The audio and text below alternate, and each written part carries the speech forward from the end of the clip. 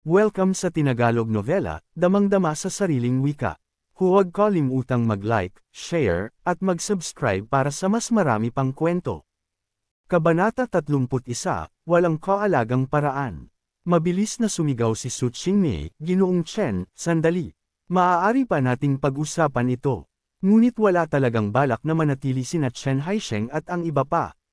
Nagpakita ng mapait na ekspresyon si Su Qingmei. Hindi niya inakalang mauuwi sa wala ang negosasyon. Maging ang mga nakatataas sa Huamei Biomedical ay may halatang pagkadismaya sa kanilang mga mukha. Tapos na sila. Kung hindi sila makakabili ng bagong sikreto ng recipe, tuluyan ng babagsak ang Huamei Biomedical sa pagkakataong ito. Sa sandaling iyon, naalala ni Shuyan ang sinabi ni Yang Luo bago siya umalis at agad niyang sinabi, "President Su, may ibibigay po ako sa inyo." Ano iyon? Naguguluhan si Su Qingmei. Agad na kumuha si Shuyan ng isang pirasong papel mula sa isang dokumento at iniabot kay Su Qingmei. Kinuha ito ni Su Qingmei at sinulyapan, ngunit hindi niya maintindihan ang nakasulat. Ngunit si Lu Huajun, na nakaupo sa gilid, ay napatingin dito at agad na nagulat. Mabilis siyang napabulalas, "President Su, maaari ko bang makita ito?" Iniabot ni Su Qingmei ang papel kay Lu Huajun. Maingat itong pinagmasdan ni Lu Huajun ng ilang ulit. Bigla siyang nanginig at bumilis ang paghinga. Hindi niya napigil ang isiga. Ito ba ang sekreto ng recipe ng Youthful Jade Countenance Serum? Ano? Youthful Jade Countenance Serum? Totoo bang iyon ang mismong recipe? Agad na naglapitan ang iba pang miyembro ng R&D team. Nang makita nila ang nakasulat, namula sa tuwa ang kanilang mga mukha. Totoo nga. Ito ang Youthful Jade Countenance Serum. Sigaw ng isa sa kanila. Hindi ko inakalang makikita ko sa buong buhay ko ang tunay na sikreto ng Youthful Jade Countenance Serum. Wala na akong pagsisisi. Halos maiyak si Lu Huajun sa sobrang tuwa. Team Leader Lu, napakahalaga ba talaga ng recipe na ito? Tanong ni Su Qingmei. Siyempre mahalaga. Pinakalma ni Lu Huajun ang sarili bago ipinaliwanag. Ito ay isang beauty secret na ginamit ng Empress ng dinastiyang Han, si Zhao Feiyan. Ang dahilan kung bakit nanatiling napakaganda ni Zhao Feiyan sa loob ng maraming taon ay dahil sa race iping ito. Ngunit dahil napakatagal na ng panahong iyon, nawala na ang recipe. Sa kasalukuyan, maraming peking bersyon ng Youthful Jade Countenance Serum ang nasa merkado, at kahit mga peking iyon, napakabisa na. Hindi ko akalaing may tunay na bersyon pa nito sa mundo. Sabi nga nila, madaling makahanap ng pera pero napakahirap makahanap ng bagay na ganito kahalaga. Walang presyo ang recipe na ito. Nagulat si Su Qingmei sa kanyang narinig. Si Zhao Feiyan ay Empress ng dinastiyang Han, at ang kwento ng kanyang kagandahan ay nanatiling buhay hanggang ngayon. Sa kasabihang, plump ring, slim sparrow, si Yang Yuhuan ang tinutukoy ng plump ring, habang si Zhao Feiyan naman ang Slim Sparrow. Hindi niya inaasahang ang papel na ito ay naglalaman ng beauty secret na ginamit ni Zhao Feiyan mismo. Nanlaki ang bibig ni Shuyan sa gulat. Hindi niya akalaing ang isinulat lang ni Yang Luo ng basta-basta ay isang tunay at napakahalagang beauty recipe. Sa puntong ito, sina Chen Haisheng na papalabas na ng pinto ay tumigil nang marinig ang sigawan. Lalo na si Chen Haisheng, na dali-daling bumalik na may ngiting abot-tay nga. "Ginoong Lu, maaari ko bang makita?" Tumingin si Lu Huajun kay Su Qingmei at sinabing, "President Su, kahit nakasulat dito ang mga halamang gagamitin, wala namang detalyadong paraan kung paano ito gawin. Wala namang masama kung ipapakita natin kay Ginoong Chen." Tumango si Su Qingmei. "Sige, ipakita natin." Iniabot ni Lu Huajun ang papel kay Chen Haisheng. Agad itong binasa ni Chen Haisheng, habang ang matatanda sa pamilya Chen ay lumapit din. Makalipas ang ilang minuto, "Aba, Diyos ko, totoo nga, ito talaga ang recipe ng Youthful Jade Countenance Serum. Hindi ko akalaing makikita ko ito bago ako mamatay." Napaluha ang matatanda sa tuwa. Maging si Chen Haisheng ay nanginginig sa sobrang kasabikan. Sigurado siya, ito nga ang tunay na recipe. Mabilis niyang ibinalik kay Su Qingmei at nagtanong, "President Su, saan galing ang recipe na ito? At kung meron kayong ganitong kayamanang recipe, bakit pa kayo bibili sa amin?" Dagdag ng isa, naguguluhan din si Su Qingmei at tumingin kay Shuyan, "Shuyan, saan mo nakuha ito?" Sabay-sabay na tumingin ang lahat kay Shuyan. Nako, bakit ka natulala? Sabihin mo na, apura ni Lu Huajun, mula po kay Assistant Yang. Sagot ni Shuyan, Assistant Yang, sino iyon? Tanong ng lahat, si Yang Luo, sagot ni Su Qingmei. Bagong assistant ko siya, agad na sabi ni Lu Huajun, nasaan siya ngayon? Tawagin natin, hindi ordinaryong tao ang may ganitong recipe. Parang pumunta siya sa pamilya Liu, sagot ni Shuyan. Mabilis namang singit ni Chen Haisheng, kung alam ni Ginoong Yang ang recipe na ito, baka alam din niya ang buong recipe ng 8 whites powder. President Su, samahan niyo kami sa kanya. Pumayag si Su Qingmei at sabay-sabay silang umalis papunta sa villa ng pamilya Liu. Samantala, si Yang Luo ay nakarating na roon sakay ng taxi. Pagbaba niya, tumingin siya sa villa at naalala ang unang beses na pumunta siya rito. Ngayon, babalik siya, at ibang-iba ang sitwasyon. May malamig na ngiti sa kanyang labi habang pumasok sa loob. Pagdating niya sa lobby, walang tao, ngunit may naririnig siyang ingay mula sa itaas. Umakyat siya at doon ay nakita si Liu Yue na lumabas sa isang kwarto. Pagkakita sa kanya, natigilan ito bago sumigaw, walang hiya ka. Anong ginagawa mo rito? Kabanata 32, iisa lang ang tao. Isinalin ng Atlas Studios. Inedit ni Atlas Studios. Si Yang Luo ay nagsalita ng walang emosyon, syempre may nag-imbita sa akin para pumunta rito. Kalokohan, sino ba ang mag-iimbita sa'yo dito? Agad na bulyo ni Liu Yue, ang kapal ng mukha mo. Lumayas ka na, sa sandaling iyon, ang ingay sa labas ay naka-alarm sa mga tao sa loob ng silid. Agad na lumabas ang lahat sa silid. Si Liu Yuteng ang unang lumabas. Nang makita niya si Yang Luo, agad siyang sumigaw, ikaw hayop ka, sinong nagpayag na pumasok ka rito? Naiinis ako sa'yo, lumayas ka na. Bata, hindi ka welcome dito. Liz, walang iya ka, hindi ba nakisawsaw ka na sa pamilya Su? Bakit nandito ka pa? Liz, naiinis lang ako kapag nakikita kita. Maging sina Liu Zhanhua at He Xinlan ay tumakbo rin palabas at sumigaw. Bakit hindi ka pa lumalayas? Ang iba pang miyembro ng pamilya Liu ay sumigaw din at tinangkang paalisan si Yang Luo. Nawala na ang kanilang dangal sa engagement banquet ng pamilya Su kahapon. Siyempre, hindi nila kayang sisihin ang pamilya Su, kaya ibinuhos nila lahat ng galit nila kay Yang Luo. Pero sa mismong sandaling iyon, Divine Dr. Yang, matagal ko nang hinihintay ang pagdating mo. Master, andito ka rin sa wakas. Muling sumigaw sa tuwa sina Huang Tayan at Cao Jizheng. Pinilit nilang makalusot sa pamilya Liu at mabilis na lumapit. Pagdating sa harap ni Yang Luo, pareho silang napatigil at nagkatinginan. Old Cao, paano mo kilala si Divine Dr. Yang? Tanong ni Huang Tayan, litong-lito. Old Huang, ako dapat ang nagtatanong sa'yo niyan. Paano mo kilala ang master ko? Sagot ni Cao Jizheng, naguguluhan din. Sabi ni Huang Tayan, nakilala ko si Divine Doctor Yang 3 araw na ang nakakaraan. Ako mismo ang nakakita ng gamutin niya si Old Master Su. Sabi naman ni Cao Jizheng, nakilala ko rin siya 3 araw na ang nakalipas. Dahil sa tulong ni Divine Dr. Yang, nailigtas ko ang isang pasyenteng nagkaroon ng anaphylactic shock dahil sa food allergy. Tumingin si Huang Tayan kay Yang Luo at nagtanong ng may sama ng loob, Divine Dr. Yang, ako ang unang nag-alok na maging disciple mo. Bakit hindi mo ako tinanggap, at si Cao Jizheng pa ang ginawa mong alagad? Mayabang na sagot ni Cao Jizheng, kasi sa tingin ni Divine Dr. Yang mas may potensyal ako. Anong kalokohan? Galit na sigaw ni Huang Tayan. Mas magaling ako sa medisina kaysa sayo. Kung kukuha si Divine Dr. Yang ng disciple, ako iyon, hindi ikaw.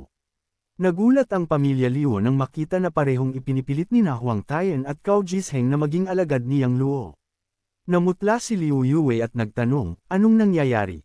Ibig bang sabihin, ang Divine Doctor na gustong kunin ni Huang at Cao ay itong hayop na ito?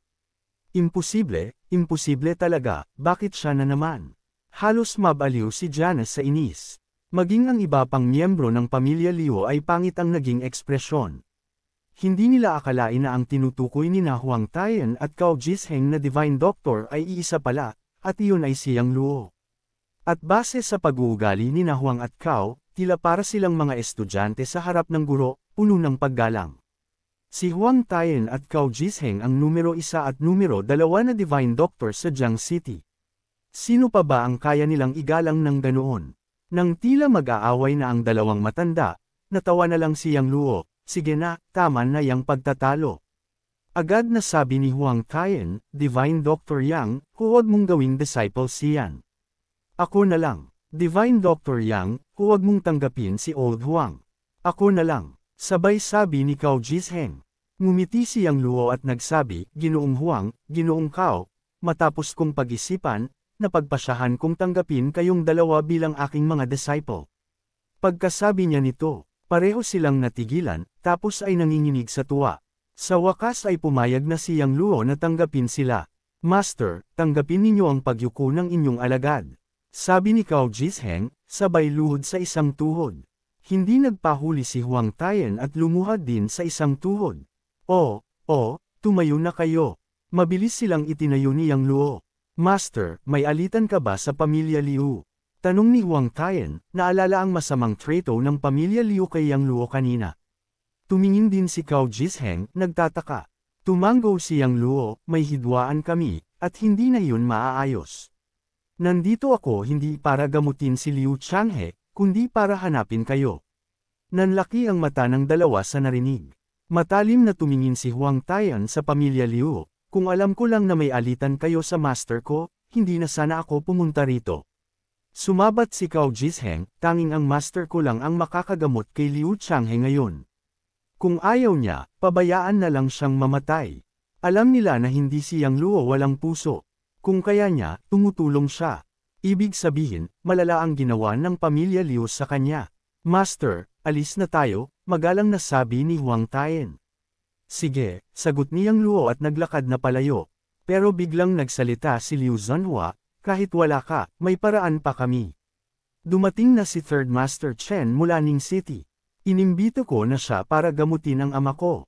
Si Third Master Chen ay mula sa pamilyang Chen, isang sinaunang pamilya ng tradisyonal na medisina sa Ning City. Napakahusay niya, siguradong gagaling ang ama ko. Akala mo ba ikaw lang ang Divine Doctor? Singit ni Liu Yue, hayop ka, siguradong mas magaling si Third Master Chen kaysa sayo. Dagdag ni Liu Yuteng, Third Master Chen, si Chen Haisheng ba iyan? Natawang tanong ni Huang Tayan. Magaling si Chen Haisheng, pero wala siyang magagawa para kay Liu Changhe. Kahit pa ang pinuno ng pamilyang Chen na si Chen Lishuan ang pumunta, hindi pa rin niya magagamot si Liu Changhe.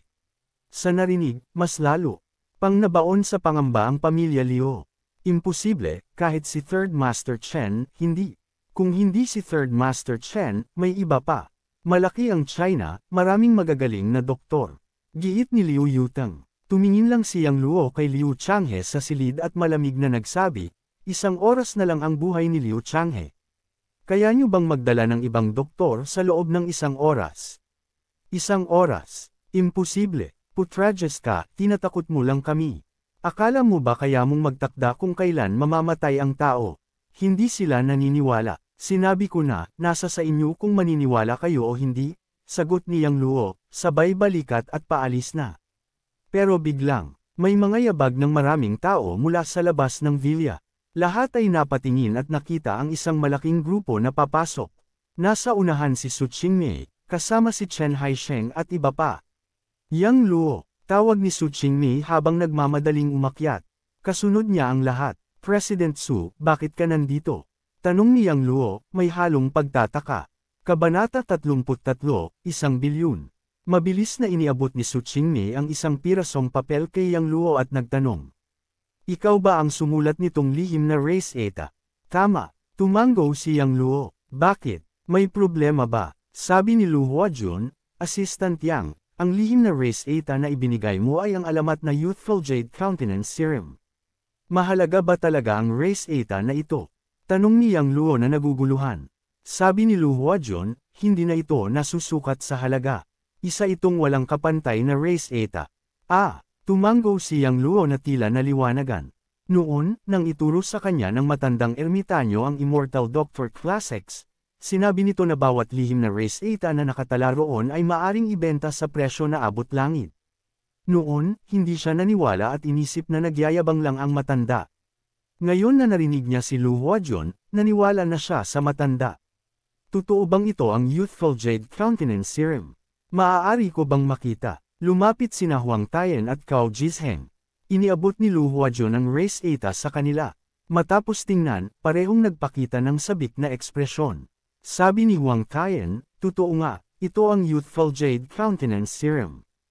Hindi ko akalaing makikita ko ito sa buong buhay ko. Tumango si Cao Jisheng, pero dahil galing ito sa aming guro, hindi na nakapagtataka. Guro, nagulat si Lu Huajun, Divine Dr. Huang, Divine Dr. Cao, si Assistant Yang ang guro ninyo. Oo, mayabang na sabi ni Huang Tayan, ang galing sa medisina ni Divine Dr. Yang ay higit pa sa amin. Kanina lang tinanggap na niya kami bilang mga alagad niya. Pagkarinig nito, namangha sina Lu Huajun, Chen Haisheng, at iba pa. Kung kaya niyang gawing alagad sina Huang Tayan at Cao Jisheng, tiyak na pambihira ang kanyang kakayahan. Siya nga pala, bakit sila nandito? Tinapunan ng tingin niyang Luo sina Chen Haisheng at ang iba. Lumapit si Shoyan at bamulong sa kanya tungkol sa nangyari sa kumpanya. Agad na naintindihan niyang Luo ang sitwasyon. Tumingin siya kay Chen Haisheng at malamig na tanong, gusto niyo akong tulungang buuin ang race 8 ng 8 whites powder? Oo, Ginoong Yang. Mabilis na tango ni Chen Haisheng. Basta matulungan mo kaming buuin ang lihim na race 8 ng 8 whites powder, handa kaming magbayad ng 100 milyon. Ang 8 whites powder ay namana pa ng kanilang angkan, ngunit dahil kulang ang race 8, malaking kawalan ito sa pamilya Chen. Matagal na nilang hinahanap ang kumpletong race 8 pero wala silang makuha. Ngayon na alam nilang posible si Yang Luo ang makakabuo nito, hindi nila palalampasan ang pagkakataon.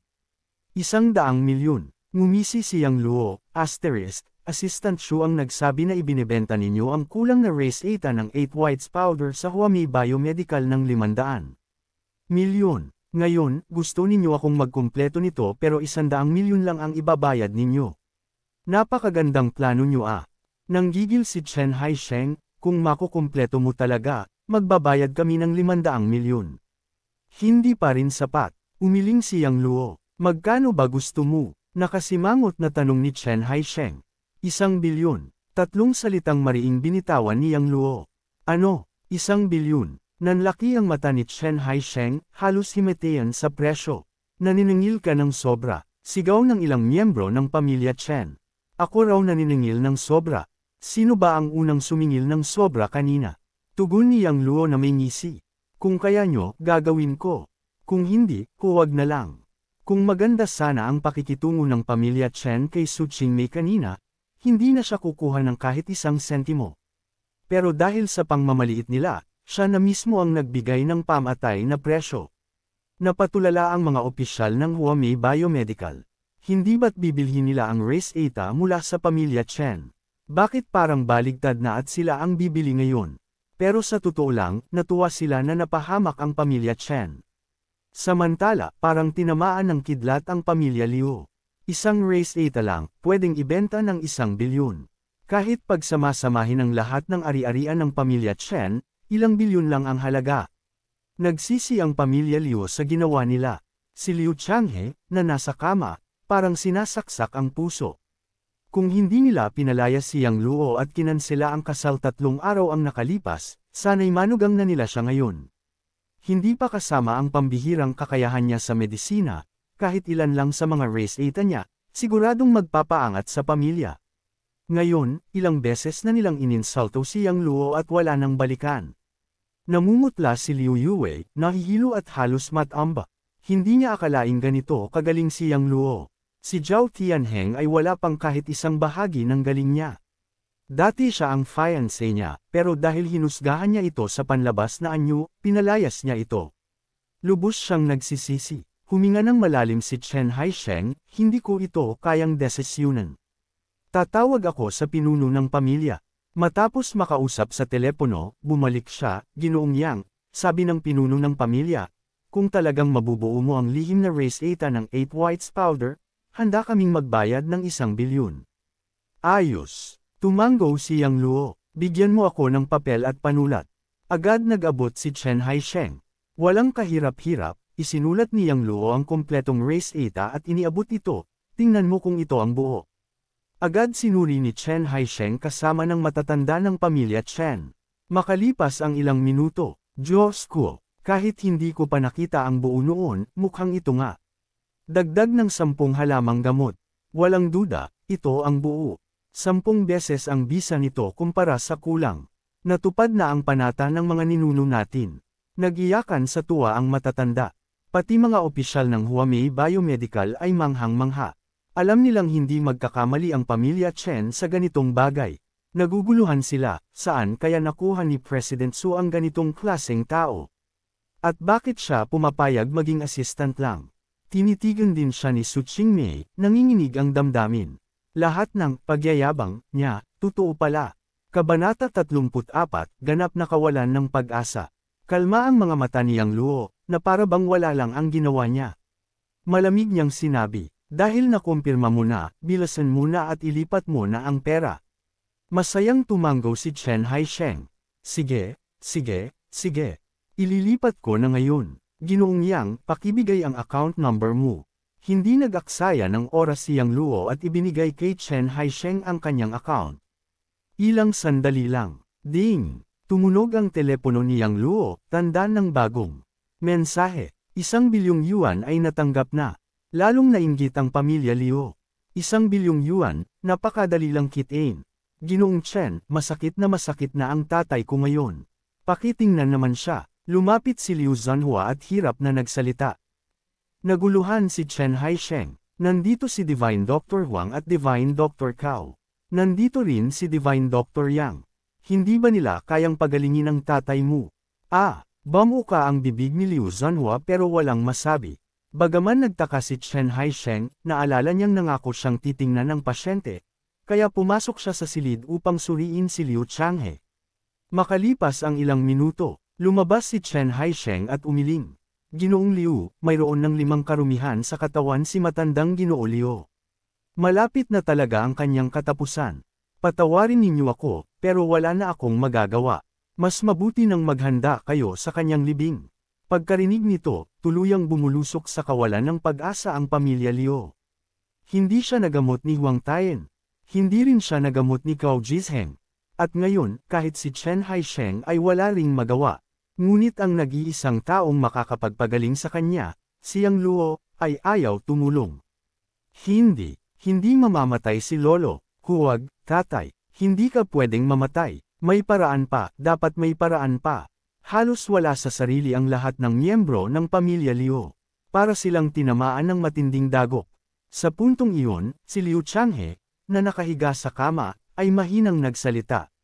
Yang Luo, alang-alang sa pagkakakilala ko noon sa iyong guro, tulungan mo ako. Bilang kapalit, handa akong ibigay ang kalahati ng ari-arian ng pamilya Liu.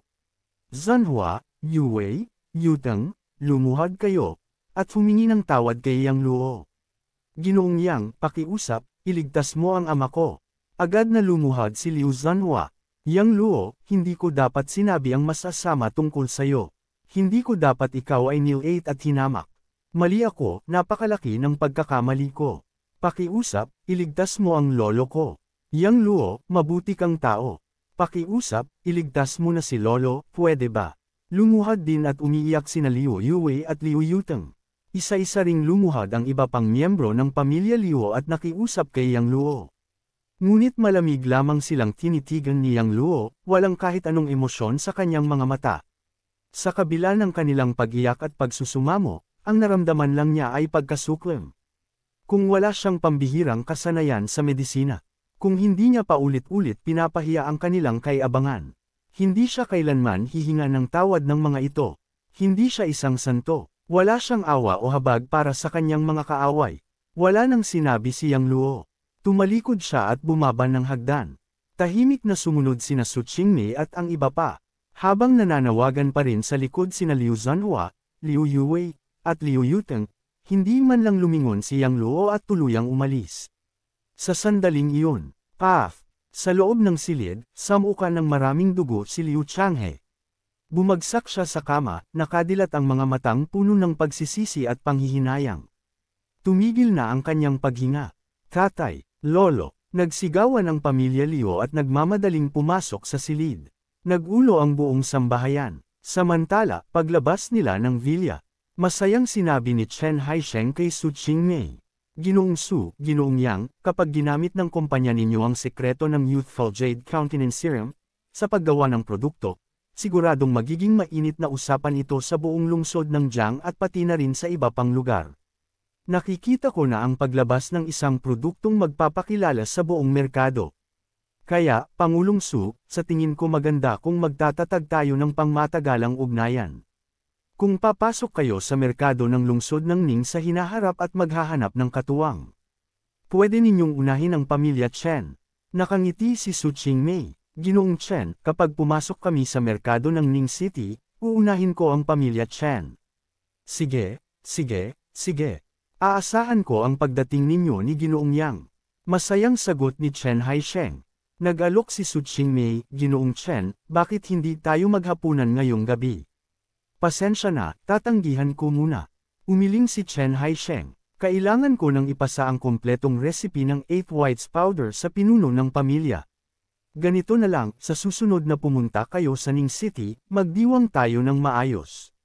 Tumango si Su Qingmei. Kung ganoon, hindi na kita pipigilan. Muli pang nagpasalamat si Chen Haisheng sa kanila bago sumakay sa sasakyan kasama ang kanyang pamilya at umalis sa villa ng pamilya Liu. Pagkaalis ng pamilya Chen, nagtanong si Su Qingmei, Yang Luo, babalik ka na ba sa kumpanya ngayon? Sagot ni Yang Luo, may pag-uusapan pa kami ni na Ginoong Huang at Ginoong Cao, kaya hindi muna kami babalik. Sige, bumalik ka agad kapag natapos ka. Sumakay si Su Qingmei sa kotse kasama ang mga matataas na opisyal at umalis.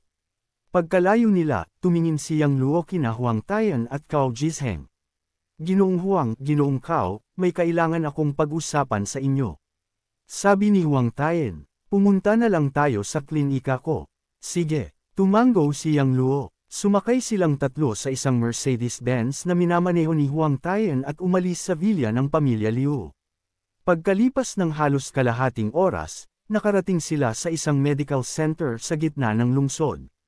Matanda ang estilo ng gusali at may 3 palapag, malaki ang lugar ngunit may anti-gang alindog pa rin. Sa karatula nakaukit ang 3 matitibay na salita, Ancient Life Hall. Ang Ancient Life Hall ay klinikang itinatag ni Huang Tayan, na may maraming sangay sa lungsod ng Jiang. Ito ang pangunahing sangay. Pagkaparada ng sasakyan, pumasok kaagad sila Yang Luo, Huang Tayan, at Cao Jisheng sa loob. Ginoong Huang, agad silang sinalubong ng mga doktor at kawani. Ginoong Cao, bakit kayo narito? Tanong ng isang doktor na may gulat. Napangiti si Cao Jisheng, may pag-uusapan lang kami ni Ginoong Huang. Samantala, hindi man lang pinansin si Yang Luo. Sa tingin nila, isa lang siyang assistant ni Cao Jisheng. Sabi ni Huang Tayan, balik na kayo sa trabaho ninyo. Aakyat kami sa itaas. Tandaan, huwag kaming istorbohin maliban kung napaka-urgent. Opo, sabay-sabay nilang tugon. Sumunod si Yang Luo kina Huang Tayan at Cao Jisheng papunta sa isang silid-aklatan sa 2 palapag. Antigo rin ang disenyo ng silid. May mga poster ng acupuncture point sa dingding, iba't ibang sikat na painting, at mga aklat at anti-gang nakahanay sa estan. Ngunit ang pinaka-nakaagaw ng pansin ni Yang Luo ay ang isang tansong estatwa sa sulok. Kabanata 35, Pagpapasa ng Dao at pagsagot sa mga tanong. Matapos maupo, nagtimpla ng tsaa si Huang Tayan at nilagyan ng tasa sina Yang Luo at Cao Jisheng. Kinuha ni Yang Luo ang tasa at sumipsip. Pagkatapos, itinuro niya ang tansong tao at nagtanong ng may pagkamausisa. Matandang Huang, ito ba ang tansong figure para sa acupuncture? Guro, napakatalas talaga ng mata ninyo. Ngumiti si Huang Tayan at sumagot. Totoo, ito ay tansong figure para sa acupuncture, pero hindi ito ang orihinal. Pinagawa ko lang ito bilang kopya. Biniro ni Cao Jisheng, paano magkakaroon ng matandang ito ng tunay na artifact? Sa kasalukuyan, ang tanging orihinal na tansong figure para sa acupuncture ay nasa pambansang museo ng China. Oh, tumango si Yang Luo bilang tanda ng pagkaunawa. Ang mga orihinal na tansong figure para sa acupuncture ay likha ng dakilang manggagamot ng Hilagang Song. Ang taas nito ay katulad ng isang karaniwang adulto. Ang harap at likod ng dibdib ay maaaring buksan at isara, at may inukit na mga organo sa loob. Sa ibabaw ng tansong tao ay may mga acupuncture points at nakaukit ang pangalan ng bawat isa. Nilagyan ng dilaw na wax ang mga butas ng acupuncture sa labas ng figure, na pinuno ng tubig. Kung tama ang tusok ng karayom, papasok ito at dadaloy palabas ang tubig. Kung mali ang posisyon, hindi papasok ang karayom. Walang duda, ang tansong figure ay pinakamainam na kasangkapan para sa pagsasanay sa acupuncture sa tradisyonal na medisina. Naalala bigla niyang Luo at nagtanong. Parang higit sa isa ang tansong figure para sa acupuncture, hindi ba? Nasaan na ang iba? Napabuntong hininga si Huang Tayen. Totoo, may 3 tansong figure na perpektong napreserba. Isa ay nasa pambansang museo natin, at ang 2 ay nasa bansang Sakura at bansang Kimchi. Yung isa ay kinuha ng bansang Sakura, at yung isa naman ay nabili rin nila sa isang pandaigdigang auction. Naiintindihan ko. Mariing pinisil niyang Luo ang kamao at nanginginig ang tinig. Ang tansong figure para sa acupuncture ay kayamanan ng ating bansa. Balang araw, ibabalik ko sa China ang 2 iyon. Magaling. Malakas na binagsak ni Cao Jisheng ang mesa at nagsalita. Ang kayamanang sa ating bansa ay babalik din sa atin. Sumang-ayon din si Huang Tayen. Para rito, magtatrabaho kami sa tradisyonal na medisina habang kami ay nabubuhay. Matapos kumalma, nagtanong si Huang Tayen. Guro, ano ang nais ninyong pag-usapan? Kinuha niyang Luo ang isang papel at iniabot kay Huang Tayen. Ito ay race eta para sa paggawa ng mga pildores. Kinokolekta ko ngayon ang mga halamang gamot na nakalista rito. Yung mga may bilog ay nakuha ko na. Yung walang bilog ay hindi ko pa nakukuha. Kaya, nais kong hingi ng tulong ninyo upang makuha ang mga ito. Guro, marunong kayong gumawa ng mga pildores. Nanlaki ang mga mata ni Huang Tayen habang tinatanggap ang race eta. Kaunti lang ang alam ko.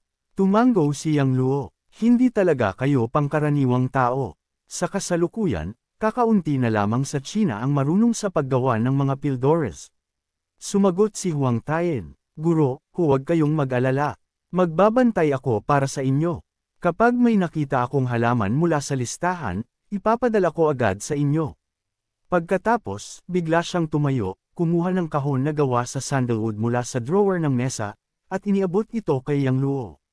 Guro, ito ay ginseng na 100 taon na, bigay sa akin ng matalik kong kaibigan. Sigurado akong makatutulong ito sa inyo. Binuksan ni Yang Luo ang kahon at, gaya ng inaasahan, totoong ginseng na 100 taon na ang laman nito. Bagaman mas mababa ang bisa kumpara sa ginseng na lampas 1,000 taon, maaari na rin itong ipalit sa ilang sangkap para sa paggawa ng pildores. Isinara ni Yang Luo ang kahon at nagsabi, Matandang Huang, kailangan ko talaga itong ginseng. Sabihin niyo ang presyo at ililipat ko agad ang bayad. Iwinasiwas ni Huang Tayen ang kamay. Guro, paano ko tatanggapin ang pera ninyo? Para bang tinuturing ninyo akong iba? Kung kailangan ninyo, kunin ninyo na lang.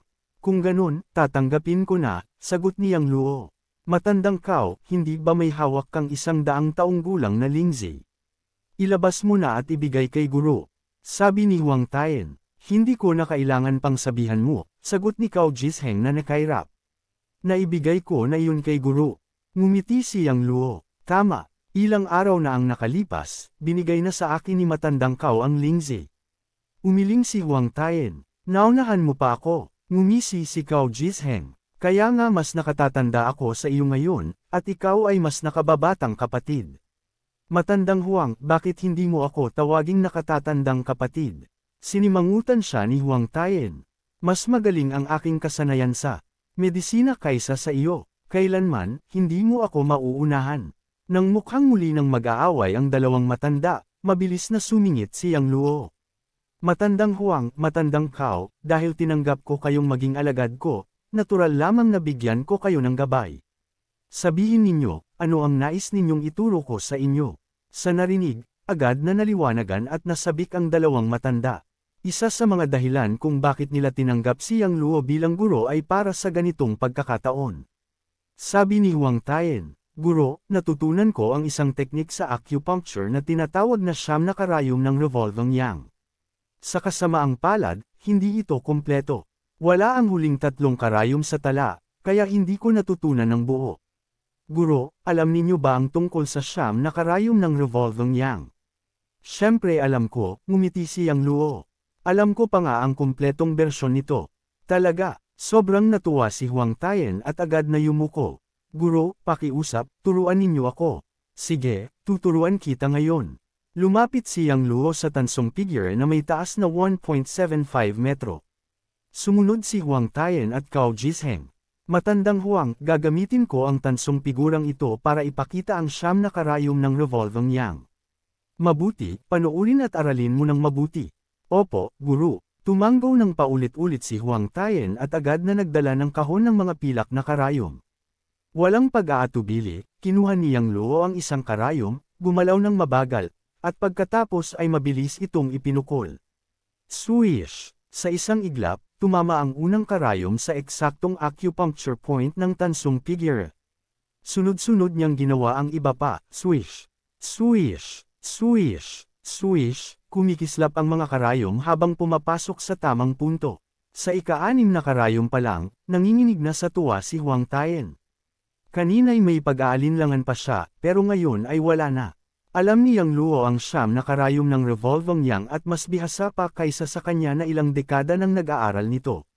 Napuno rin ng paghanga si Cao Jisheng. Kahit mas sanay siya sa pharmacology, marunong din siya ng acupuncture. Ngunit hindi kasing husay ni Huang Tayen. Matandang Huang, panoorin mo ng mabuti.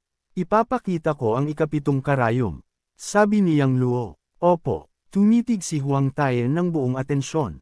Mabilis na gumalaw ang kamay ni Yang Luo, swish, at pumasok ang ika-7 karayom sa isa pang acupuncture point.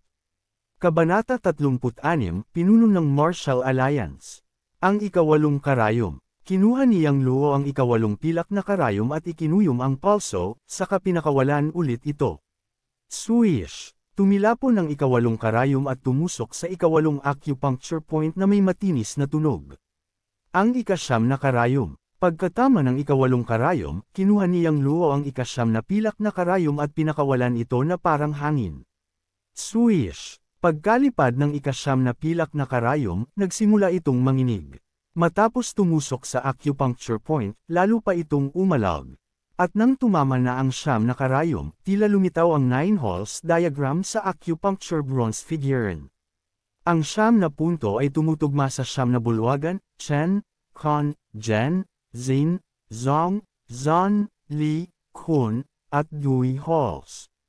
Tala ng tagasalin, ito ay mga termino mula sa 8 trigrams, ang ika-9 ay malamang na gitna. Namula sa tuwa si Huang Tayen at nanginginig ang boses. 9 needles of revolving yang, totoo nga. Hindi ko inakalang matutunan ko ng buo ang 9 needles of revolving yang. Ramdam din ni Cao Jisheng ang sobrang pananabik. Dalubhasa si Yang Luo sa tradisyonal na medisinang Chino at acupuncture, para bang wala siyang hindi alam sa larangang ito. Elder Huang, gaano na ang natutunan mo? Tanong ni Yang Luo. Sumagot si Huang Tayen, Guro, mahina ang pagkaunawa ko. Mga 30% pa lang. Magaling na yan, tumanggo si Yang Luo. Uulitin ko. Panoorin mo ng mabuti. Handa po, Guro. Tugon ni Huang Tayen at nagtuon ng husto. Mabilis na muling nagpakitang gila si Yang Luo. Gaano na ang natutunan mo? Muling tanong. 60%. Mabilis na sagot ni Huang Tayen. Mabuti, tuloy pa. Sabi ni Yang Luo at nagpakita ulit. Ngayon, tanong muli ni Yang Luo. 70%. Tugon ni Huang Tayen. Napakagaling. Ngumiti si Yang Luo. Elder Huang, ikaw naman ang sumubok. Handa. Huminga ng malalim si Huang Tayen at sinimulang isagawa ang huling 3 karayom ng 9 needles of revolving yang, habang ginagabayan siya ni Yang Luo. Nang makasanayan na ito ni Huang Tayen, tinawag naman ni Yang Luo si Cao Jisheng. Elder Cao, ano ang gusto mong ituro ko sa'yo? Tanong niya. Guro, sabi ni Cao Jisheng, habang buhay na akong nag-aral ng medisina. Bagamat bihasa ako, marami pa ring bahagi na kulang sa kaalaman ko. Sana matulungan mo ako. Walang problema, tumanggo si Yang Luo. Isusulat ko ang mga pananaw at pagkaunawa ko sa Chinese medicine para sa'yo. Pag-aralan mo ng mabuti. Maraming salamat, Guru. Tuwang-tuwang sagot ni Cao Jisheng at agad naghanda ng papel at panulat. Umupo si Yang Luo at sinulat ang kanyang mga karanasan sa pinakasimple at malinaw na paraan.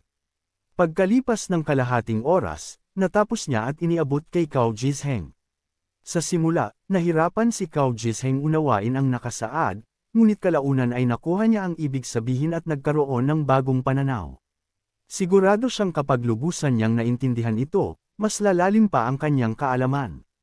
Nang makita niyang Luo na abala ang dalawa, nagpa siyang umalis ng tahimik. Ngunit biglang, "Tok, tok, tok." May kumatok ng mabilis sa pinto. Nabahala si Huang Tayan at Cao Jisheng. "Hindi ba sinabi kong huwag istorbohin kung hindi mahalaga?" Inis na sabi ni Huang Tayan habang binubuksan ang pinto. Isang doktor ang bumungad. "Little Wu, ano yun?" Tanong ni Huang Tayan. Kinakabahan, sumagot si Dr. Wu, "Ginoong Huang, may mahalagang sasabihin si Ginoong Hong." "Ginoong Hong?" Gulat ni Huang Tayan. "Aling Ginoong Hong?" "Divine Dr. Huang, iligtas mo ang ama ko." Isang matangkad at seryosong binata ang mabilis na umakyat mula sa ibaba. "Anong nangyari?" Tanong ni Huang Tayan. "Divine Dr. Huang," dali-daling sabi ng binata, "nag-ensayo ng martial arts kagabi ang ama ko at pilit na bumtupo, pero nasaktan ng malubha ang katawan niya. Delikado ang lagay niya. Pakiusap, iligtas mo siya." "Nasugatan ang Alliance Master Hong." Gulat ni Cao Jisheng. "Divine Dr. Cao, nandito ka rin. Mabuti." Tuwang-tuwa ang binata. "Pakiusap, iligtas ninyo ang ama ko. Injury dahil sa cultivation. Baka chi deviation yan," malamig na sabi ni Yang Luo. Nagulat ang binata at tumingin kay Yang Luo. "Siya naman." Pinaliwanag ni Huang Tayan, "Ito ang guro namin ni Elder Cao, si Divine Dr. Yang Luo." "Ano, siya ang guro ninyo?" Halos hindi makapaniwala si Hong Zekai. Sa tingin niya, kasing edad lang sila, paano magiging guro ito ng dalawang kilalang manggagamot? "Hindi ako nagbibiro," seryosong sabi ni Huang Tayan. "Kung nandito ang guro ko, tiyak maliligtas ang ama mo. Kung hindi niya kaya, walang makakagawa." Dugtong ni Cao Jisheng, "Tama yan. Kung ganun, sige," pumayag si Hong Zekai, bagaman may alinlangan pa. "Mahalaga ang oras. Umalis na tayo," sabi ni Huang Tayan. Sumakay silang lahat sa Range Rover na minamaneho ni Hong Zekai. Sa biyahe, nagtanong si Yang Luo, "Elder Huang, ano ba ang Martial Alliance?" "Hindi mo pa narinig, guru?" Nagtatakang tanong ni Huang Tayan. "Hindi pa," sagot ni Yang Luo. Ipinaliwanag ni Huang Tayan, maraming martial warriors sa bansa. Nagtipon-tipon sila at bumuo ng samahan na tinatawag na Martial Alliance. May sangay sa bawat lungsod para pamahalaan ang iba't ibang martial arts schools. "Naiintindihan ko," tumanggo si Yang Luo. Nakakatuwa para sa kanya ang ganong samahan. Mayabang na dagdag ni Hong Zekai, "Mr. Yang, ang ama ko ay nasa Perfected Connate Realm, kaya siya ang naging pinuno ng Martial Alliance sa Jiang City." "Perfected Connate Realm lang at pwede nang maging Alliance Master?" Tanong ni Yang Luo, tila inosente. Medyo nainas si Hong Zekai sa narinig. "Anong ibig mong sabihin, Mr. Yang? Kung wala lang sina Huang Tayan at Cao Jisheng, baka nap-icon na siya." Agad namang namagitan si Huang Tayan, "Huwag kang magalit, Mr. Hong. Siguro hindi pa gaanong pamilyar sa martial arts ang guru ko." Kabanata 37, Siyam na karayom nagbabalik sa isa, lahat ng sakit ay nawawala. Si Hong Zekai ay malamig na sumanghap at hindi na nagsalita pa. Muli niyang itinuon ang pansin sa pagmamaneho. Umiling si Yang Luo na may bahagyang ngiti. Sa kanyang pananaw, ang isang Connate Realm martial warrior ay walang gaanong halaga. Ngunit ang ngiting iyon ni Yang Luo ay lalo lamang nagpainit ng ulo ni Hong Zekai. Pinilit niyang pigilan ang kanyang galit, ayaw na mag-away pa. Para sa kanya, walang saysay na magpaliwanag sa isang taong walang alam sa martial arts. Pagkaraan ng mahigit 20 minutong biyahe, nakarating sila sa isang dojo. Ang buong paaralan ng martial arts ay may disenyong retro. Malaki ang lugar at napakagarbo ng dating. Lalo na ang plaque na nakasabit sa pintuan kung saan nakaukit ang mga salitang, "Heavenly Path Martial Arts School," mayabang at makapangyarihan ang dating.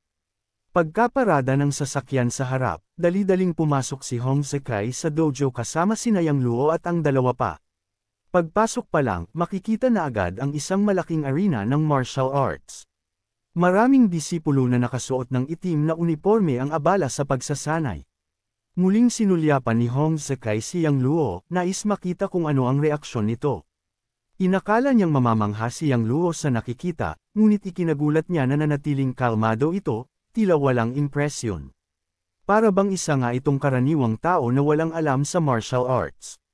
Matapos dumaan sa arena, dinala ni Hong Zekai ang grupo sa isang silid sa loob ng paaralan. Pagpasok nila, bumungad ang isang lalaking nasa edad gitna, nakasuot ng kulay abong training clothes, nakahiga sa kama. Maiksi ang buhok nito, may bahagyang puti sa gilid, makapal ang kilay at malalaki ang mga mata, halatang may kakaibang karisma. Ngunit sa kasalukuyan, mapatla at mahina ito, malayong malayo sa dating anyo. Ito ang may-ari ng Tianxing Martial Arts School at pinuno ng Martial Alliance sa Jiang City, si Hong Yunji. Kuya Hong, nandito ka na. Agad na lumapit ang ilang disipulo na nag-aalaga kay Hong Yunji. Tumango si Hong Zekai at nagmamadaling lumapit sa kama. Ama, dinala ko sina Divine Dr. Huang at Divine Dr. Cao. Siguradong gagaling ka. Bahagyang iniikot ni Hong Yunji ang ulo at mahinang sinabi. Pasensya na, Divine Dr. Huang at Divine Dr. Cao, kung mapapagaling niyo ako, labis ang aking pasasalamat. Alliance Master Hong, magkaibigan tayo. Wala nang kailangan pang formalidad. Umiling si Huang Tayen at agad sinimula ng pagkuha ng pulso ni Hong Yunji. Makalipas ang ilang minuto, binitawan niya ang kamay nito. Divine Dr. Huang, kumusta ang lagay ng ama ko? Tanong ni Hong Zekai. Mayroon siyang cultivation deviation, paliwanag ni Huang Tayen. Matindi ang pinsala sa kanyang mga meridian at laman loob. Kung hindi agad magagamot, malalagay sa panganib ang kanyang buhay. Kinumplito rin ni Cao Jisheng ang pagsusuri at sumang-ayon. Napakadelikado ng kondisyon niya, kailangan siyang gamutin agad. Nag-alala si Hong Zekai, Divine Dr. Huang, Divine Dr. Cao, pakiusap, gamutin niyo ang ama ko. Ngunit biglang tumingin si Huang Tayen kay Yang Luo. Master, masyadong kritikal ang kondisyon ni Alliance Master Hong. Mas mabuti kung kayo na ang gumamot. Sumang-ayon din si Cao Jisheng. Oo, Master. Kung kami lang, maliit ang tsansa na gumaling siya. Sino siya? Tanong ni Hong Yunji nang mapansin si Yang Luo. Ipinaliwanag ni Hong Zekai. Ama, siya si Ginoong Yang. Narinig ko na siya ang master ni na Divine Dr. Huang at Divine Dr. Cao. Ano? Nagulat si Hong Yunji at bahagyang bumangon. Ang binatang ito ang master ninyo. Tumango si Huang Tayen. Oo, Divine Dr. Yang ang aming master. Higit na mas mataas ang kanyang kasanayan kaysa sa amin ni Old Cow. Hanggat siya ang gagamot, gagaling ka. Ngunit bahagyang kumunat ang noo ni Hong Yunji. Mas nais kong sa inyo umasa. Pakiusap, kayo na ang gumamot. Sumang-ayon si Hong Zekai. Oo, mas mabuti kung kayo ang gumawa. Umiling si Yang Luo at nagbiro. Elder Huang, ikaw na muna. Subukan mo ang huling 3 karayom ng 9 Needles of Revolving Yang. Kung may mangyaring masama, ako na ang kikilos. Alam niyang kung magagawa ni Huang Tayen ng tama ang pamamaraan, gagaling si Hong Yunji. At mas mainam na magsanay ito sa tunay na pasyente kaysa sa bronze statue lamang. Opo, Master. Kinuha ni Huang Tayen ang kahon ng silver needles at pinahubad kay Hong Zekai ang pangitaas ng ama. Sa tulong ng mga aral ni Yang Luo, mas bihasa na siya sa pamamaraan ng 9 Needles of Revolving Yang. Namangha ang mga disipulo sa bilis at husay ng kilos niya. Tumango si Yang Luo, masaya sa nakikitang progreso. Si Cao Jisheng naman ay abala sa paggawa ng race eta. Makalipas ang ilang sandali, naiturok na ni Huang Tayen ang 6 na karayom. Pagkatapos, pinahid niya ang pawis at sinimula ng 7 karayom. Ngunit nang hawakan niya ito, nanginginig ang kanyang kamay sa kaba. Itusok mo diretso sa upper star acupoint. Malakas na sabi ni Yang Luo. Ginoong Yang, pakiusap, huwag kayong makialam. Bulong ni Hong Zekai. Tiningnan din siya ng masama ng ilang disipulo. Para sa kanila, istorbo lamang siya. Kahit si Hong Yunji ay napakunot ang noo, bawal istorbohin ang doktor sa gitna ng paggamot. Ngunit sa mismong sandaling iyon, biglang nagiba si Huang Tayen. Lumiwanag ang kanyang mga mata at mabilis niyang itinurok ang 7 karayom. Agad na mula ang mukha ni Hong Yunji at naging maayos ang paghinga nito. Namangha si Hong Zekai at ang iba pang disipulo. Imposible bang ginagabayan talaga ni Yang Luo si Huang Tayen? Muling nagsalita si Yang Luo. Isang karayom sa Hego Acupoint upang palakasin ang epekto. Mabilis na ginawa ni Huang Tayen ang ikawalong turok. Lalong nagtaka ang lahat, maaaring mas mataas pa ang kasanayan ng binatang ito kaysa kay Divine Dr. Huang. Pagkatapos, muling nag-utos si Yang Luo. Siyam na karayom nagbabalik sa isa, lahat ng sakit ay nawawala. Walang alinlangan, itinurok ni Huang Tayen ang ikasyam na karayom. Biglang bumalik sa normal ang ekspresyon ni Hong Yunji at lumakas ang tibok ng puso nito. Makalipas ang ilang minuto, napadaing si Hong Yunji. Para bang nag-aapoy ang kanyang dantian at handa ng sumabog. Kabanata 38, Pagpasok sa antas ng Grandmaster. Tagasalin, Atlas Studios. Editor, Atlas Studios. Gitling. Bukod pa rito, nagsimulang mamula ang ibabang bahagi ng tiyan ni Hong Yunji. Palalim ang kulay, at unti-unti itong kumalat sa buong katawan niya. Divine Dr. Huang, anong nangyayari? Agad na natarante si Hong Zekai. Maging ang ilang disipulo ay nag-alala at tumingin kay Huang Tayen. Kanina lang ay malinaw na bumubuti ang kalagayan ni Hong Yunji. Bakit biglang nagkaproblema? Master, ito. Maging si Huang Tayen ay natigilan at tumingin kay Yang Luo nang may pagkalito. Hindi na nagsalita pa si Yang Luo. Sa halip, lumapit siya sa kama at tinulungan si Hong Yunji na bumangon. Seryoso niyang sinabi, Alliance Master Hong, gawin mo ang sasabihin ko pagkatapos nito. Bahagyang kumunat ang noo ni Hong Yunji, hindi alam kung ano ang plano ni Yang Luo. Ngunit sa ngayon, pagod na siya at wala ng lakas para tumutol. Bata, anong balak mong gawin? Muntik nang sumugod si Hong Zekai at ang iba pa, ngunit pinigilan sila ni Huang Tayen.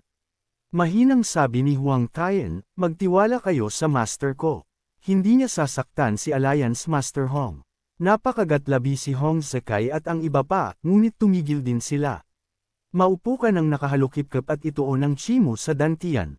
Hindi na nagbigay ng paliwanag si Yang Luo at diretsyong nagsalita. Bagaman hindi kumbinsido, sinunod ni Hong Yunji ang sinabi ni Yang Luo matapos marinig ang mga salita ni Huang Tayen.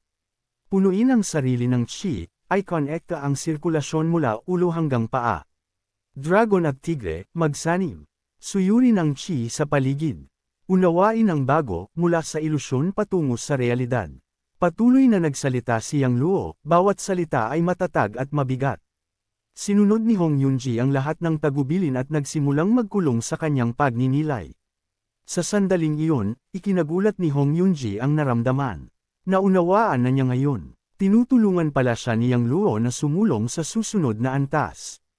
Iniwan ni Hong Yunji ang lahat ng alinlangan at nagtuon ng buong atensyon sa paglinang ng kanyang lakas. Sa mga oras na iyon, agad na naramdaman ni Hong Zekai at ng iba pa ang malakas na enerhiya na sumiklab mula sa katawan ni Hong Yunji. Si Hong Zekai ang unang nakapansin. Posible bang talagang papaakyat na sa susunod na antas ang kanyang ama? Patuloy ang pagdaloy ng oras. Pagsamahin ang lahat ng enerhiya, kasing bilis ng kidlat ang layunin mo. Pagkatapos sabihin ni Yang Luo ang huling pangungusap, tinaas niya ang kanang kamay at tinapik ng malakas ang dibdib ni Hong Yunji. Matapos iyon, mabilis siyang umurong. Paf! Bumuga si Hong Yunji ng dugo na kulay itim-pula. Bata, paano mo natiis na saktan ang ama ko? Gusto mo bang mamatay? Galit na sumigaw si Hong Zekai at muntik nang sugurin si Yang Luo. Tumigil ka! Malakas na utos ni Hong Yunji bago bumangon mula sa kama. Lumapit siya kay Yang Luo, nagbigay galang, at lumuhad sa isang tuhod. Maraming salamat, Ginoong Yang, sa pagtulong sa akin na makaakyat sa antas. Wala akong maipapantay na pasasalamat sa ginawa mo ngayon. Sa sandaling iyon, tahimik ang buong silid. Lahat ay natulala sa kanilang nakita. Si Hong Yunji, na halos mamatay kanina lang, ay nakabangon at nakalalakad na ngayon. Bukod pa roon, maliwanag ang mga mata niya, mapula ang pisngi, at tila malakas pa sa dati. Wala ni Katie Ting na bakas ng pinsala. At higit sa lahat, sinabi niyang tinulungan siya ni Yang Luo na makapasok sa Grandmaster Realm. Payak na sinabi ni Yang Luo, nakita kong malapit ka nang makapasok sa antas na iyon, kaya tinulungan lang kita. Maliit na bagay lang. Tumindig si Hong Yunji at buong galang na sinabi, maaaring maliit na bagay ito para sayo, Ginoong Yang, pero para sa akin, ito ay isang biyayang parang muling pagkabuhay. Kung hindi dahil sa iyo, hindi lamang ako mananatiling sugatan, hindi ko rin maaabot ang Grandmaster Realm. Ama, ikaw, nakarating ka sa Grandmaster Realm. Nang inag ang buong katawan ni Hong Zekai, at halos maubusan ng hininga sa tuwa. Tumango si Hong Yunji, lahat ito ay dahil kay Ginoong Yang. Kung hindi, hindi magiging ganito kadali para sa akin. Tuwa ang Bamalot sa mga disipulo, namula ang kanilang mga mukha sa Golek. Sa wakas, nakapasok na ang kanilang pangulo sa Grandmaster Realm. Ang Grandmaster Realm ay isang malaking hakbang para sa mga mandirigma. Sa oras na makapasok dito, walang hanggan ang posibilidad ng paglago. Bukod pa rito, sa pag-abot ni Alliance Master Hong sa Grandmaster Realm, tataas ang kanyang reputasyon at mas lalo ring kikilalanin ang Heavenly Path Martial Arts School sa buong mundo ng martial arts sa Jiang City. Nabigla si Hong Zekai, ngunit agad na yumuko ng malalim kay Yang Luo. Ginoong Yang, patawarin mo ako sa pambabastos ko kanina. Walang problema, hindi ko naman iyon dinamdam. Iwinasiwas ni Yang Luo ang kamay. Hindi ko alam kung paano kita pasasalamatan, Ginoong Yang. Bumantong hininga si Hong Yunji. Pagkatapos, inilabas niya ang isang bank card at iniabot ito kay Yang Luo. Ginoong Yang, may lamang 30 milyon dito. Pakiusap, tanggapin mo ito. Alam kong maliit lang ito para sayo, pero tanda ito ng aking pasasalamat. Kung sakaling may kailangan ka, huwag kang mag-atubiling tawagan ako. Nais kong maging kaibigan mo, sana'y hindi ka tatutol. Bakit naman ako tatutol? Masaya rin akong maging kaibigan mo, Alliance Master Hong. Bahagyang ngumiti si Yang Luo, tinanggap ang card, at itinago sa kanyang bulsa. Biglang may naalala si Hong Zekai, Ama, may nagbigay sayo ng 100 taong gulang na Heavenly Mountain Snow Lotus dati. Bakit hindi mo ibigay kay Ginoong Yang? Nagliwanag ang mga mata ni Hong Yunji, oo nga. Kunin mo agad. Mabilis na umalis ng silid si Hong Zekai. Pag-alis ni Hong Yunji, lumapit si Cao Jisheng at iniabot kay Yang Luo ang isang race eta.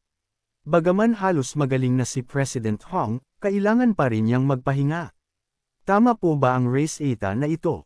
Tiningnan ito ni Yang Luo at nagsabi, walang problema, pero kung dadagdagan ng 5 chen ng Chinese Angelica root at 3 chen ng White Peony root, mas magiging mabisa.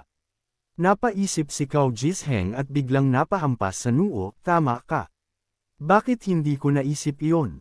Agad niyang inedit ang race eta ayon sa sinabi ni Yang Luo. Nang makita ito, tuluyan nang nawala ang alinlangan ni Hong Yunji. Sobrang galing ng binatang ito sa medisina, talagang maaari siyang maging guro ni na Divine Dr. Huang at Divine Dr. Cao. Pagkatapos baguhin ang race eta, iniabot ito ni Cao Jisheng kay Hong Yunji at sinabi, Alliance Master Hong, basta sundin mo ito araw-araw, ganap kang gagaling sa loob ng 1 linggo. Tinanggap ni Hong Yunji ang race eta at nagbigay galang kina Huang Tayan at Cao Jisheng. Maraming salamat, Divine Dr. Huang at Divine Dr. Cao. Hetong pabuya para sa inyo.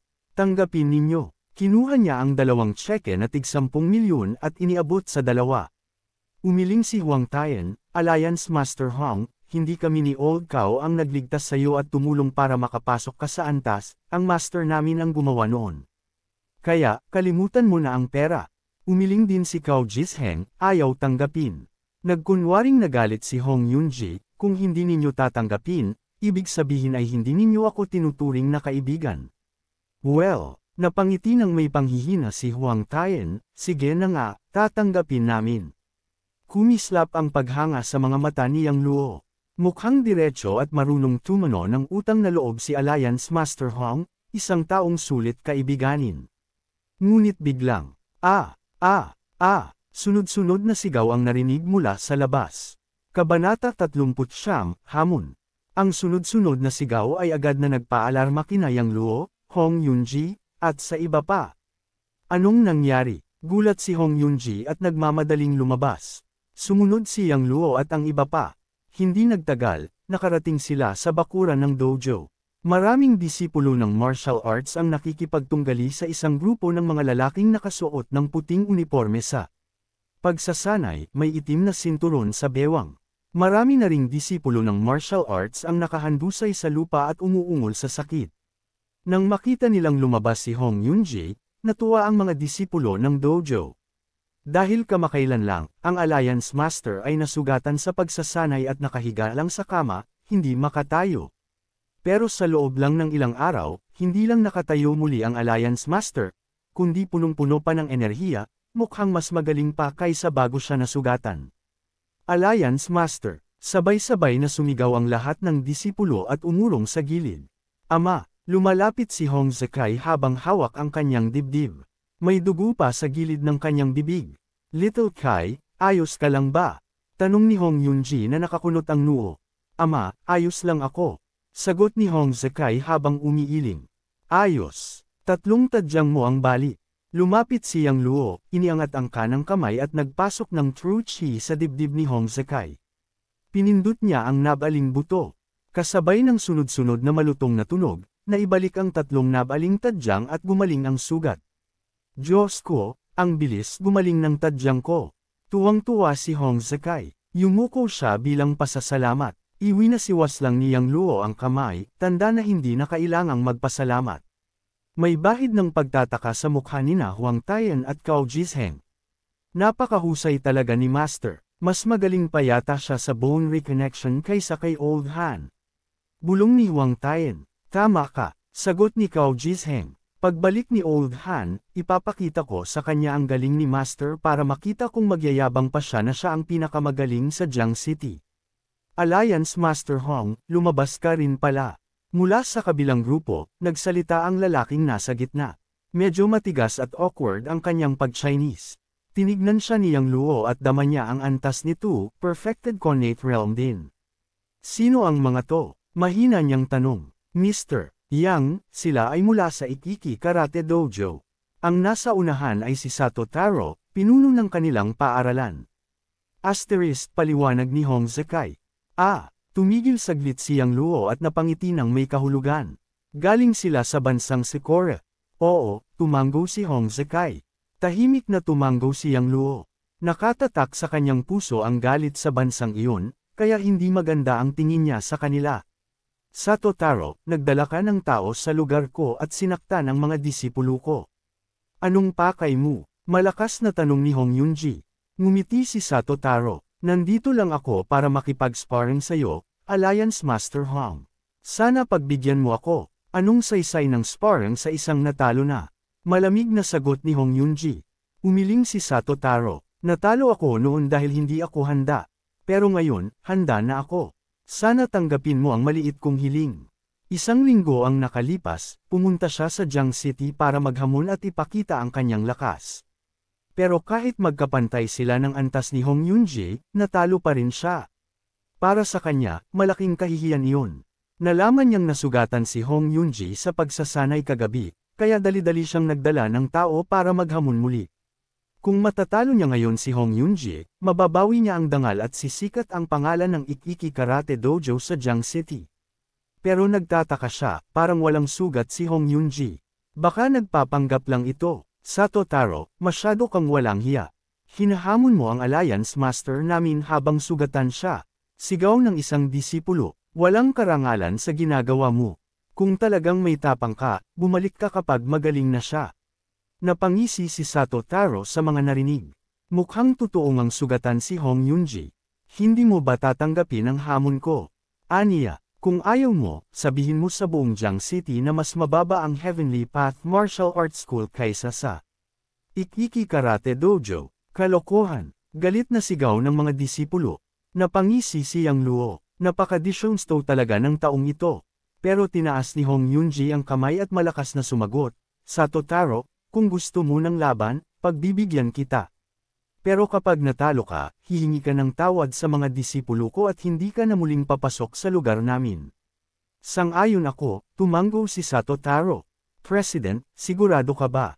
Paano ang sugat mo? Tanong ng ilang disipulo. Huwag kayong mag-alala, ayos lang ako. Nang makita nilang kampante ang Alliance Master, umatras ang mga disipulo. Nagbigay rin ng espasyo ang mga tao mula sa Ikiki Karate Dojo. Pagkaluwag ng lugar, hindi man lang nagbigay galang si Sato Taro at agad sumugod tulad ng cheetah patungo kay Hong Yunji. Walang hiya, walang respeto, walang pakialam sa etiketa, pero binaliwala ni Sato Taro ang mga sigaw. Dang, dang, dang. Bawat yabag niya'y nagpapayanig sa makakapal na bato ng arena at nagpapalipad ng alikabok. Sa loob ng 3 segundo, nakalapit siya ng mahigit 10 metro, mabilis na lumalapit kay Hong Yunji. Ha! Tumalon siya at tinarget ang ulo ni Hong Yunji gamit ang isang matinding palo ng palad.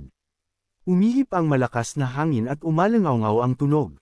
Pero bago pa tumama ang palo, itinaas ni Hong Yunji ang kanang braso at sinalubong ito. Bang! Tumama ang palad sa braso ni Hong Yunji, nagdulot lang ng malabong tunog. Nabasag ang isang bato sa paanan ni Hong Yunji dahil sa lakas ng palo. Agad nagpalit ng galaw si Sato at umikot para sipain ang bewang ni Hong Yunji. Mabilis ulit itong hinarang ni Hong Yunji gamit ang kaliwang braso. Bang! Pagkatapos, siya naman ang sumugod at tumama ng suntok sa dibdib ng kalaban. Form Intention Fist. Nang makita niyang luho, alam na niya, practitioner si Hong Yunji ng sinaunang Form Intention Fist ng China, na kilala sa kombinasyon ng lambot at tigas. Nangangitid ang mata ni Sato Taro at agad tinakpan ang dibdib. Bang! Lumipad si Sato ng mahigit 10 metro bago nakatayo muli. Pero hindi tumigil si Hong Yunji at muling sumugod. Nag-ipon ng lakas si Sato at sinalubong siya ng isang matinding suntok, halos sumabog ang hangin sa paligid. Kabanata 40, binugbog na parang aso. Tagasalin, Atlas Studios. Editor, Atlas Studios. Pangulo, mag-ingat. Pangulo, umiwas po kayo. Nabigla ang mga disipulo ng paaralan ng martial arts at malakas na sumigaw. Kung hindi lamang nasugatan ang pinuno ng alyansa, hindi sila mag-aalala. Pero ngayon, sugatan ang pinuno ng alyansa. Gayunpaman, hindi umiwas o tumakbo si Hong Yunji. Sa halip, ikinuyong din niya ang kamao at sinalubong ang atake. Thud! Nagbanggaan ang 2 kamao na may tunog na mabigat. Napaatras si Sato ng 7 o 8 hakbang, samantalang si Hong Yunji ay kalahating hakbang lang ang umatras. Agad na bumalik sa ayos si Sato Taro at sunod-sunod na binitiwan ang mga suntok kay Hong Yunji. Kalma lang na sinalag ni Hong Yunji ang lahat ng suntok ni Sato. Habang tumatagal, mas lalo lang nag-aalala at nagagalit si Sato Taro. Hindi ba't sugatan si Hong Yunji? Bakit ganoon pa rin kalakas ang laban niya? At pakiramdam niya'y mas gumaling pa si Hong Yunji kumpara noong nakaraang linggo. Hindi ako matatalo sa'yo ngayon. Sumigaw si Sato Taro at ibinigay ang lahat ng lakas sa isang suntok. Walang pagbabago ang mukha ni Hong Yunji. Muli niyang sinalubong ang atake. Ang suntok na iyon ay nakakatakot, may balot na puting true chi na parang nag-anyo ng ulo ng tigre. Ano? Namutla si Sato sa takot. Gusto niyang bawiin ang kamao pero huli na. Thud! Mabigat na nagbanggaan muli ang kamao nila, na parang kulog sa lupa. Sa susunod na sandali, AARRGHH. Sumigaw sa sakit si Sato Taro at tumilapon ng higit 10 metro. Pinuno, dali-daling nilapitan ng mga disipulo ng Ikiki Karate Dojo si Sato at itinayo siya. Pagkatayo niya, ramdam niya ang matinding kirot sa kanang braso at tila nagugulo ang dugo sa katawan niya. Gulat siyang tumingin kay Hong Yunji. Nag-level up ka, tama. Nakatayo si Hong Yunji na nakapamewang at sinabing, nasa antas Grandmaster na ako. Pagkasabi nito, natuwa ng sobra ang mga disipulo. Pangulo, totoo po ba? Grandmaster na kayo. Ang galing. Sa wakas Grandmaster na ang Pangulo. Hindi makapaniwala si Sato Taro. Hindi ba't sugatan ka? Paano ka nakapag-breakthrough? Lumingon si Hong Yunji kay Yang Luo. Dahil kay Ginoo Yang, gumaling ang sugat ko at nagawa kong mag-breakthrough. Huminga ng malalim si Sato Taro. Aminado akong talo ako sa laban na ito. Alis na tayo. Ngunit, huminto ka dyan. Sigaw ni Hong Yunji at nilapitan sila. Ano pa ang gusto mo? Reklamo ni Sato. Napagkasunduan natin kanina, kung matalo ka, hihingi ka ng tawad sa mga disipulo ko. Hindi ka ba tutupad? Napabuntong hininga si Sato. Sige, humihingi ako ng tawad. Yumuko siya sa harap ni na Hong Yunji at ng iba. Pero sa sandaling yumuko, sumili ang masamang tingin sa mata niya. Lumabas ang isang patalim mula sa manggas at sinaksak niya patungo sa dibdib ni Hong Yunji. Ama, pinuno, napasigaw ang lahat pero huli na para pigilan siya. Maging si Hong Yunji ay hindi nakapag-react, hindi niya inasahang ganito kasinungaling si Sato. Pero bago tumama ang patalim, swish! Isang pilak na karayom ang lumipad at tumama sa patalim, kasabay ng tunog na ding. Naramdaman ni Sato ang matinding sakit sa pulso, at tumilapon ang patalim mula sa kamay niya. At dahil sa lakas, napaatras siya ng ilang metro. Nagulat ang lahat, kasama si Hong Yunji. Ginoo Yang, marunong ka ng martial arts. Gulat ni Hong Zekai. Akala nila'y bihasa lang si Yang Luo sa medisina, pero halatang may lakas din siya sa labanan. Maging sina Huang Tayen at Cao Jisheng ay natulala. Si Hong Yunji mismo ay napahanga, ang galaw ni Yang Luo ay kayang gawin lang ng isang Grandmaster.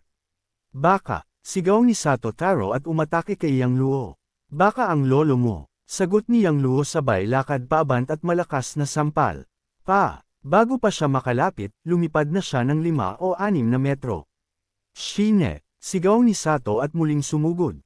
Hoy, magsalita ka ng maayos. Isa pang malakas na sampal.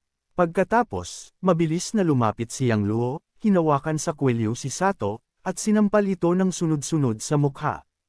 Ito para sa baka. Ito para sa Shine. Ito para sa pagiging traidor. Ito para sa kawalang hiyaan. Ito para sa kawalan ng morals. Paulit-ulit na umalangaw ang malalakas na sampal sa buong arena, ikinagulat ng lahat. Grabe, sino tong mama? Ang tapang. Oo nga, si Sato ay isang perpektong Connate Realm martial warrior, pero wala man lang laban. Hindi lang walang laban, para siyang asong binubugbog. Gusto sanang tumulong ang mga disipulo ng Ikiki Karate Dojo, pero hindi sila gumalaw dahil sa titig ni Hong Yunji. Matapos ang 12-12 sampal, ibinagsak ni Yang Luo si Sato sa lupa. Luhod at magsorry ka. Halos hindi na makilala ang mukha ni Sato, maga, duguan, at tanggal ang ilang ngipin. Aamin na, tama na, patawad, nanginginig niyang sabi, lumayas ka, utos ni Yang Luo. Oo, dali-daling tumakbo palabas si Sato kasama ang kanyang mga disipulo.